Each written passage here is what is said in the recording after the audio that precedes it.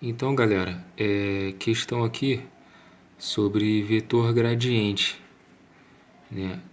Eu vou fazer o seguinte, vamos ver aqui a resolução da questão e depois fazer umas considerações aí sobre o vetor gradiente, beleza? Então, para calcular esse gradiente dessa função x, y, z, x ao quadrado y menos 2xy no ponto 1, 1, 1, o que a gente vai fazer? A gente tem que se recordar aí da nossa fórmula do gradiente aqui.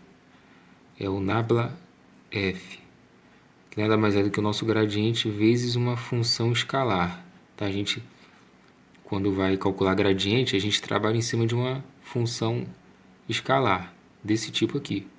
Tá? Ou seja, eu não tenho i, j, k, eu não tenho um vetor. É uma função escalar. Beleza.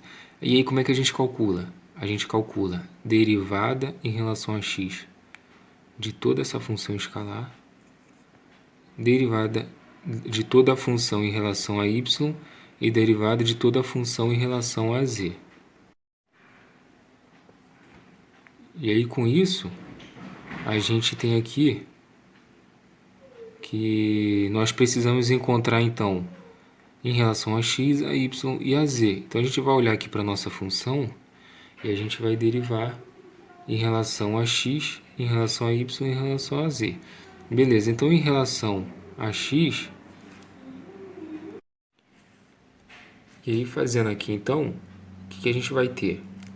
A gente vai ter em relação a x, a gente vai ter 2xy menos z vezes y. Então aqui, ó, 2xy menos zy. Em relação a y, a gente vai ter x ao quadrado menos zx. Em relação a z, a gente vai ter, aqui vai dar zero, né? Aqui é tudo constante.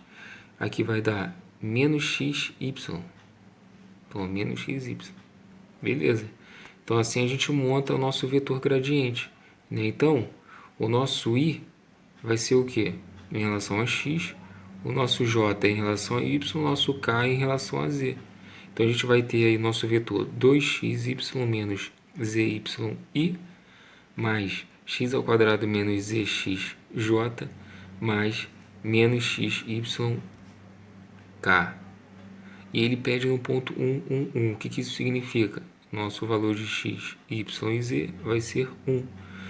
Então a gente vai substituir aqui os valores. Então, ó, no lugar de x, y e z, a gente vai botar 1. Então aqui vai ficar 2 vezes 1 vezes 1 dá 2, menos 1, vai dar 1i. Aqui vai ficar 1 ao quadrado dá 1, menos 1, 0j. E aqui vai ficar menos 1 vezes 1, menos 1k. Beleza, galera? Então esse aqui é o nossa resposta aí. Beleza? E aí, galera, algumas considerações aí sobre o gradiente é o seguinte: o nosso resultado sempre vai ser um vetor, tá? O gradiente sempre vai, nós vamos ter uma resposta em vetor e não em escalar. Beleza? Outra coisa, a gente trabalha em cima de função escalar, tá? Não faz sentido trabalhar o gradiente em cima de outro vetor. Então a gente vai ter, a questão vai te dar ali uma função escalar desse tipo aqui e vai pedir o gradiente no ponto x, y e z. Beleza? O nabla f aqui, o nabla é o nosso gradiente e o f é a nossa função escalar. Então a gente multiplica um pelo outro.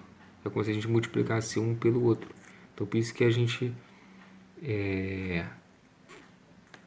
representa o gradiente assim, ó, nabla f, tá?